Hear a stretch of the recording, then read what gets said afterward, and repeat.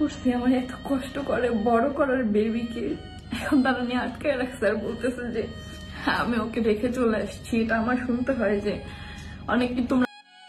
আহাদের সংসারেও ভালো নেই তিশা। হঠাৎ করে লাইভে এসে কাঁদতে কাঁদতে প্রথম ঘরের স্বামী ও সন্তান নিয়ে কি বলছে তিশা। প্রিয় ভিউয়ার্স, বিস্তারিত জানতে ভিডিওটি না টেনে সম্পূর্ণ দেখতে থাকুন।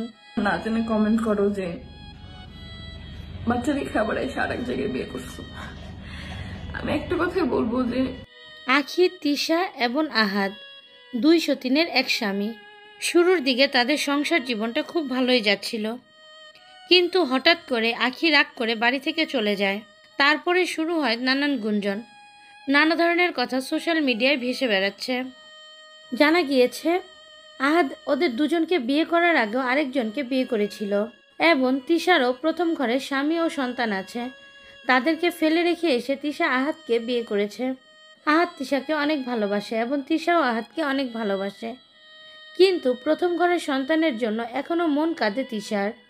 তিশার কাছে সেই সন্তানকে কোনোভাবে আসতে দিচ্ছে না তার বাবা। আহাদ এবং তিশার সংসারে একটি কন্যা সন্তান হয়েছে। এই সন্তানকে নিয়ে ওদের সংসার ভালোই কেটে যাচ্ছে, কিন্তু তিশা তো একজন মা। অবশ্যই একজন মায়ের কাছে প্রতিটা সন্তানই মূল্যবান এবং ভালোবাসার রত্ন। তাই তো তিশা এখনও তার প্রথম ঘরের সন্তানের জন্য কান্না করে। অনেকেই তিশাকে বলেছে আপনি আপনার ওই মেয়েকে ভালোই বাসেন না, তাই তো ওই মেয়ের কোনো খোঁজ খবর নেন না।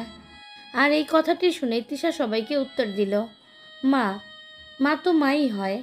আমার ওই সন্তানের জন্য খুব মন খারাপ হয়, কিন্তু চাইলে ওকে আমি আমার কাছে আনতে পারি না, ওকে আমার কাছে আসতে দেয় না। প্রিয় ভিউয়ার্স, তিশার বাইরের রূপটা আমরা যেমনই দেখি না কেন, এই ভিডিওটা দেখে মনে হচ্ছে তিশার ভেতরে অনেক কষ্ট আছে। তিশার এই কথাগুলো শুনে আপনাদের কি মনে হলো? অবশ্যই সেটা জানিয়ে দিবেন আমাদের কমেন্টের মাধ্যমে।